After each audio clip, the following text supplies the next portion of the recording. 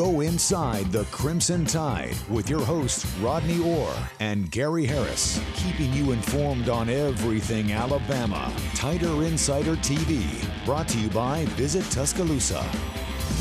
All right, here we go. Welcome into the latest edition of Tider Insider Television. Alongside Rodney Orr from TiderInsider.com, I'm WVUA 23 Sports Director Gary Harris, and we got a lot of different topics that we're going to touch on tonight. Unfortunately, we're going to begin with Alabama baseball's season exit a lot earlier than the Crimson Tide had planned after going 0-2 in the NCAA Hattiesburg Regional. After losing to Miami 5-3 on Friday, Alabama had a 5-3 lead in the 8th inning over Southern Miss in the elimination game, the host Golden Eagles. And then when it was 5-4, you see the two-run single right there with 2 outs that gave USM a 6-5 lead. Alabama had the bases loaded. And look at this, a ground ball by Bonamolo ends it. And Alabama goes 0-2. That's 2 straight years under Rob Vaughn. They've gone 0-2, 0-2 in the Tallahassee Regional last year, 0-2 in the Hattiesburg Regional this year. I love Coach Vaughn. I mean, he's been great with me. Comes on my radio show every week. I think he's a terrific coach, Rodney. Very comfortable with him and the job he's doing at Alabama. But he said last week, he said, we won 41 games. That's the most since 2002. But nobody remembers the regular season. You're defined by what you do in the postseason. So, Rodney, they go 0-2 for a second straight year. And this was a regional that was winnable for Alabama. I don't care that they went 0-2. I still think they were the best team there. Miami wound up winning it last night, beating Southern Miss for the championship. And, Rod, your take on an opportunity lost? Well, first of all, I think we've seen a lot of teams that were favored in this tournament here, Gary. They've already been knocked off. I mean, so, and that's not an excuse for Alabama. Alabama was the 2 seed, but I still think they were the best team in the regional. I did. And again, watching it, the Miami game, the first game, Gary, I didn't think Riley Quick had his best stuff, to be honest with you. And you know what? Give Miami credit. They hit the ball really well. They hit a couple of home runs. And then in this second game, they couldn't close it out. That's right. So, I mean, that's what happens. Yeah, Osmer, the closer, the best in the country. And, this is one of those rare times he didn't get the job done. But it does beg the question now, 0-4 in 2 years in regionals. Now, he had a very good record in regionals when he was at Maryland. But he was actually 6-6 at Maryland, which doesn't have near the tradition that Alabama does in NCAA regionals. About now 0-4 here at Alabama. Again, Rodney, I know Alabama had big plans. I know they felt like they could go down there and win this thing based on what Coach Vaughn said last week. Now, he did, make a point that, hey, we're the men in the arena. Nobody hurts more than us. We're not going to listen to the outside noise. But there is some outside noise. There are some frustrated Alabama baseball fans. I read some of their posts on your board. Well, they're frustrated with perfection sometimes. But look, Gary, listen, this is where I kind of see it. I think he's just getting this thing going. I mean, like you said, he won 41 games. He's kind of starting to turn the program around. And, again, I think it's a little bit early to get antsy. We'll see what happens, but I think as he continues to recruit and develop the players that he has, I expect a lot more. Yeah, great start to the season. They went 13-0 in midweek games. They won 17 SEC games when you count the one they won in the SEC tournament. As Coach pointed out, 40-plus wins for the first time since 2002, yet you are feeling a little bit empty. But it wasn't just Alabama. The SEC, to be quite honest with you, did not fare well in regionals. 13 teams in the regionals, only 4 advanced to supers, so it was a league-wide type of thing. What do you think when you look back on it? Was it pitching or hitting or a combination that didn't tie in? Usually it's a combination. I mean, and again, nothing against Riley Quick. It's just sometimes you don't have your stuff. Yeah, you get down 3-0 early, that's hard. Yeah, and I thought he put a couple out over the plate, and they took advantage of it. Yeah, they did. All right, let's stay with baseball and get to Coach talk. All right, we've already talked about Coach Vaughn, his thoughts. And he made sure that he pointed it out, that he cares about those 40 guys in the locker room. And even though there has been some criticism since going out of the regional, he was still positive when he met with the media following the loss to Southern Miss and discussed the future of the program. This group won 40 games for the first time since 2002. Everybody talks about, it was fine, and I get the fans want more, we all want more, we're going to get more, I can promise you that. But this group laid that foundation. This thing ain't going to blow down, I can promise you that. We're going to build this thing the right way. We're going to build it with the right people. In the last 2 years have been the foundation of that. Now it's time to keep moving forward. And as I alluded to, Alabama wasn't the only team from the SEC that fell short. 13 teams in regionals, only 4 advanced to supers. Arkansas, Tennessee, and they will play each other, Auburn and LSU. All right, Rodney, let's get back to Alabama moving forward. Coach Vaughn now has lost 6 straight regional games going back to Maryland. What does Alabama need to do next year? It seems like we've been talking about next year now for going back to 1999, since the last time Alabama went to Omaha, although there were some really good teams in the early 2000s through mid-2000s that Coach Wells had, and some good teams since then. But still, to get it beyond the regional, to get into a super next year, first of all, to host, be in position to host a regional and host a super regional and get to the College World Series for the first time since 1999. What does Alabama need to do going forward? Well, first of all, I assure you, I had not heard his comments. I know they echoed what I said, but so I really wasn't mimicking what he had said or repeating what he said. So I agree with him in terms of the foundation. You talk about what do they have to do. I think you just have to continue, Gary, to develop the players that you have. And you know how NIL is. You've got to keep the ones that you really want to keep. But I think continue to bolster the pitching, the hitting, all of the things that I think takes to improve. But I don't think they're that far away. Again, the SEC is extraordinarily competitive. You know what it is. But I think they've taken a big step. I really do. And I think it's going to be interesting because he has had a track record for success, and he seems really confident. All right, 2 straight years. Alabama had a really good non-conference. This year, an exceptional non-conference. They get into conference play. They swept A&M to begin series play. Last year, they won 2 out of 3 against the defending national championship, Tennessee. But the last 2 years, last year, they went 1-6 in their final 7 games. This year, 2-5 in their final 7 games. Of course, obviously, 2 of those games were in regionals. If you're going to be a successful postseason team, you got to be able to finish. You do. And some of that, Gary, too, comes to pitching. I mean, you got to have depth on the pitching staff. Well, they got to get more. And, of course, this is the portal era, NIL era. 6 players already in the transfer portal since the end of the season for Alabama. Of course, they'll be looking to add some as well. And let me say this, too. Justin LeBron is in a great situation here at Alabama. He figures next summer to be one of the top 3 or 4 picks in the Major League Draft.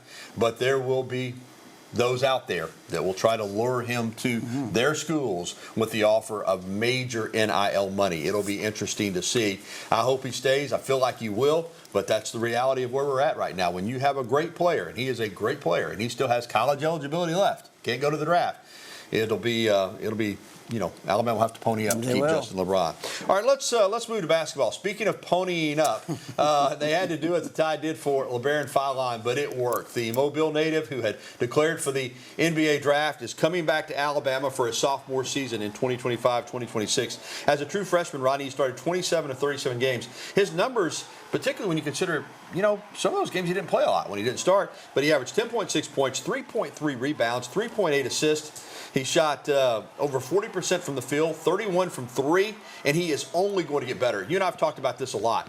I think this is a game changer for Alabama basketball. I don't think, and they've got some good players coming in from the portal and some good signees, but I think he's got a chance to be their best player next year. I think he will be their best player, and to get him back is absolutely huge. Yeah, and you know what, Gary? Listen, not just because you've been sitting next to me for 25 years, you've been saying the last several weeks, hey, keep an eye on this. It's not over. A lot of people wrote him off, that he would not come back. And you even mentioned last week you still thought there was a chance it would happen, and it did.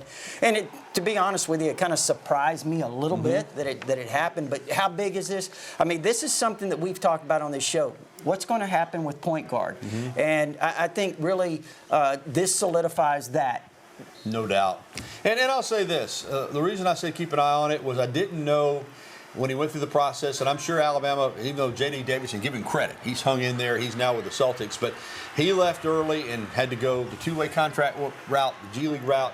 I don't know that LeBaron felt like he was going to get the guaranteed he needed. And let's be honest, he's a great college player. He's got a chance next year in the draft to be a top 10 pick. And he's got a couple million reasons, I'm told, to come back. Yeah, well, it's a smart decision. I mean, I think all of those reasons that you laid out there. And, look, I think, too, when you look at it, we talked about point guard, this really is good for Aiden Holloway. Oh, absolutely. It works out. Listen, it takes a lot of pressure off everybody. And we mentioned the offensive statistics. I think he's going to get even better from 3, 31.5%. But defensively, I thought he was their best on-the-ball defender last year as a freshman. Yeah. Now he's going to have another year. Yeah, this is just gigantic for Alabama. And Rodney goes from, I'd said before, I thought this roster was a good roster. But I think bringing a guy back like this, you can challenge for an SEC championship and possibly another run at the Final Four. It's changed the mood. Yeah, it has. Changed the mood. And Alabama Alabama with 12 scholarship players. I'm not sure that they will sign a 13th player now with Filine coming back, but we will keep an eye on it for you. All right, still to come on Tider Insider Television. Alabama football wrapped up its first big recruiting weekend. Rodney will have the skinny for you coming up as we will break it all down and talk about the guys that were in and, where does Alabama stand with signing some of these guys? And, of course, they're going to have many more coming in through the month of June, but we'll look back at a great start to the summer recruiting period. Plus, in just a little bit, we'll be getting to your phone calls and your emails. Be sure and give us a call, 205-348 WVUA is that number. That's 348-9882. There's the email address on your screen as well. We want to hear from you, Tider Insider Nation. I think a lot of people are excited about what Kalen DeBoer and company are doing in this recruiting cycle. And we'll have the latest coming up next on TITV.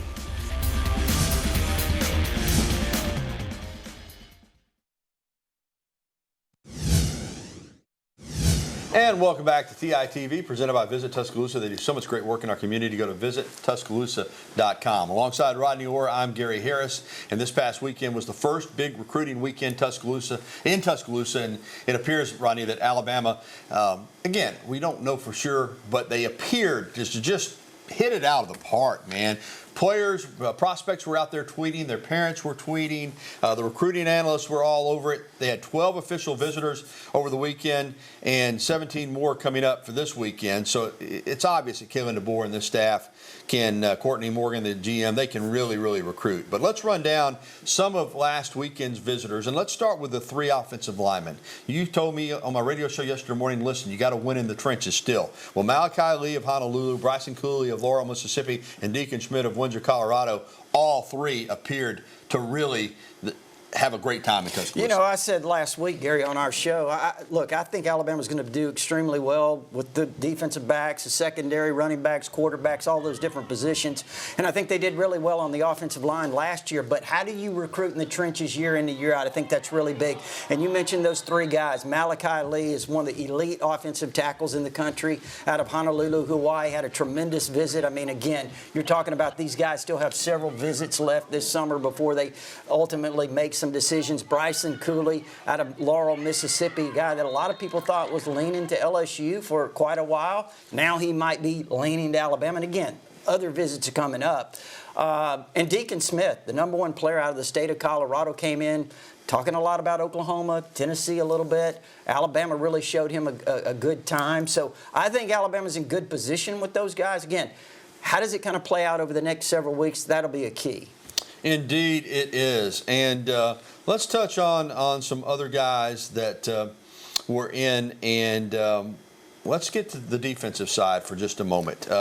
Marietta, linebacker, Braden Rouse. We know how well Nick Saban recruited the Atlanta area after Alabama had some struggles there prior to Nick Saban's arrival. This is a guy that was in, and looks like Alabama is heavily involved with him. Yeah, linebacker, again, he fits kind of the mold that Alabama really likes.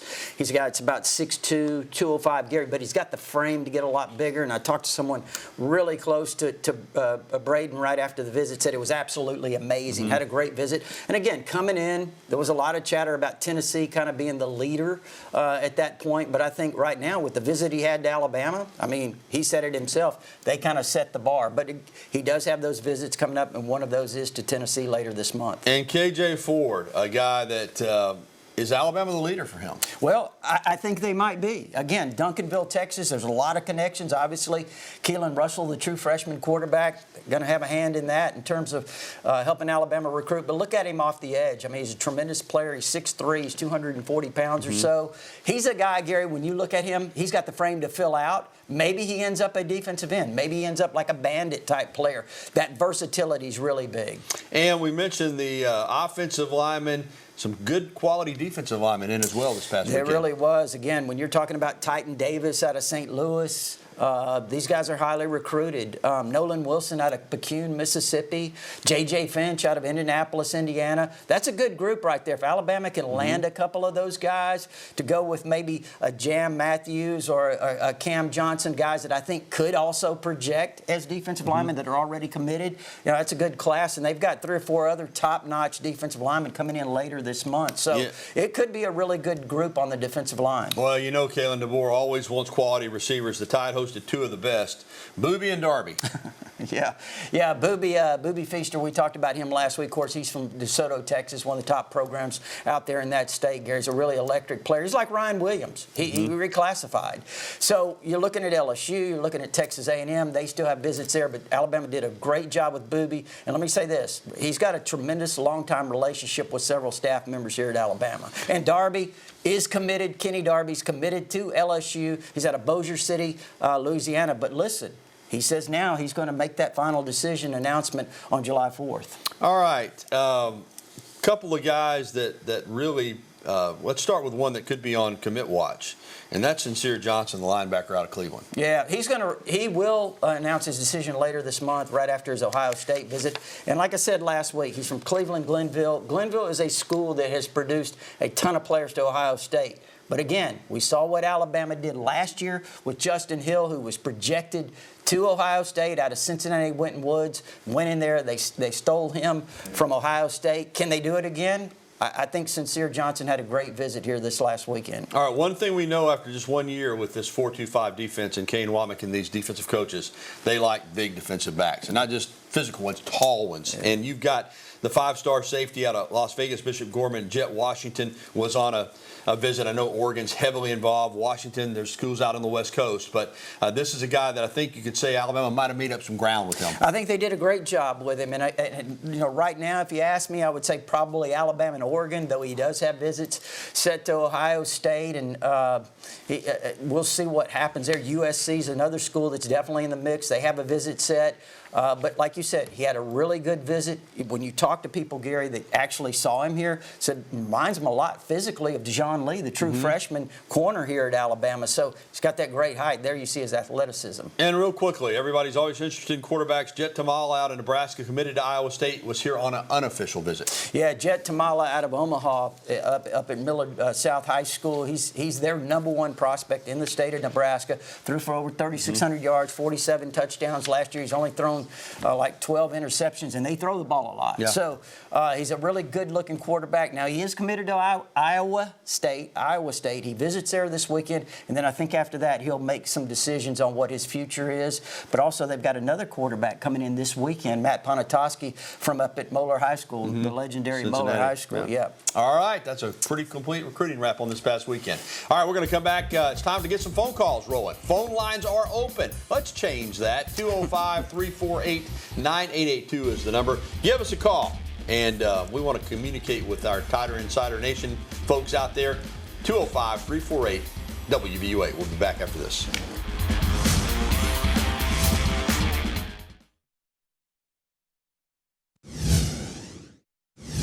Back to Bama baseball. One of the best prospects in the country is from right here in Tuscaloosa. American Christian Academy standout Eric Hines, who led the Patriots to the Class 5A state championship, is the Gatorade Alabama High School Baseball Player of the Year. Batted .438, 20 home runs, 58 runs batted in, 66 runs scored. Now, he's probably going to be drafted in the upcoming Major League Baseball draft. I don't know how high, but, boy, I tell you what, if he gets to Alabama, look out. He is 6'3", 225 pounds, was a star on the gridiron and on the hard court as well, basketball and football. Tremendous athlete. Going to be a big addition to Bama baseball. Well, you talked about what does Alabama have to do to get better? Yeah, to get guys like this. Yeah, he is an absolute terrific baseball player. All right, let's get to our email question of the day. And our email question of the day is always brought to you by KDM Service Corporation when it comes to heating and air conditioning, serving your family like our family.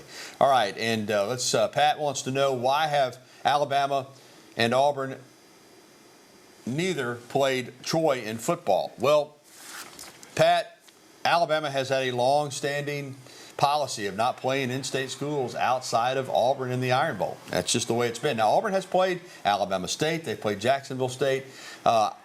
Listen, I would like to see Alabama play some of these in-state schools, but I'm not sure that we'll ever see it. I don't think we're seeing it in the near future, Gary. I just don't see it.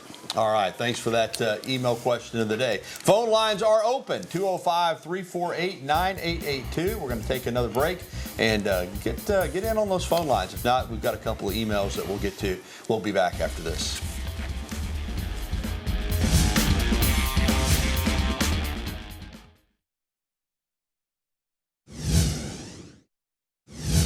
And welcome back to TITV. I'm Gary Harris. He's Rodney Orr. And like I like to say, I'm sure you know who you are. And we do know who Wade is in Tuscaloosa. And, I'm sorry, we got another email first. Let's take the softball email. I got ahead of myself. When will Caleb Rowe take over the softball program? That's from Trinity in Helena. First of all, I don't know that there is that plan has been set. I do think Caleb Rowe, who left ESPN and the SEC Network as an analyst to come back to her alma mater to coach with Patrick Murphy, when Coach Murphy decides, and he'll be the one that decides, it's time to step down, I'm sure Caleb Rowe may be a candidate, but I don't know that there is any type of plan in place at this point. Yeah, it's been a popular question, Gary, and seems like a lot of people think it would be a good choice, but again, whenever that decision comes. I know she's done a really good job of recruiting, and she's also a terrific on-field coach as well, and was one of the best players in the history of Alabama softball, of course, on that national championship team. So Caleb Rowe on staff here could be a possibility to succeed Coach Murphy when he decides to hang it up. All right, we'll get to Wade. Can recruits be given NIL money prior to signing a scholarship? It's a good question. I don't think you can by the schools. Now, listen, I think they're giving them money in high school and everything else. I'm not sure you could stop it if you want to, but I don't think legally. I think they have to sign before you can. Look, I thought that's supposed to be the rule. Yeah. Kirby Smart says some players are getting $20,000 a month to keep their commitments. So maybe they're already $20,000 a month. It's I crazy. don't know. That's what all right, we're going to come back and wrap up this edition of TITV right after this.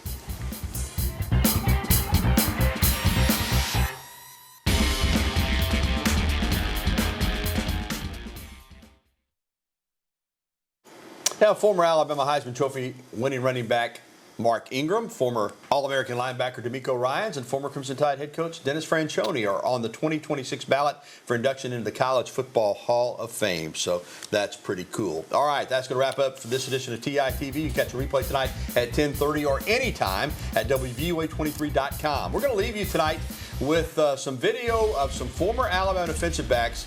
Well, we actually did some fishing, too. That's me and Ricky Thomas right there that got together over this past weekend. They all played for Lewis Campbell. It was a lot of fun. Have a good night, everybody.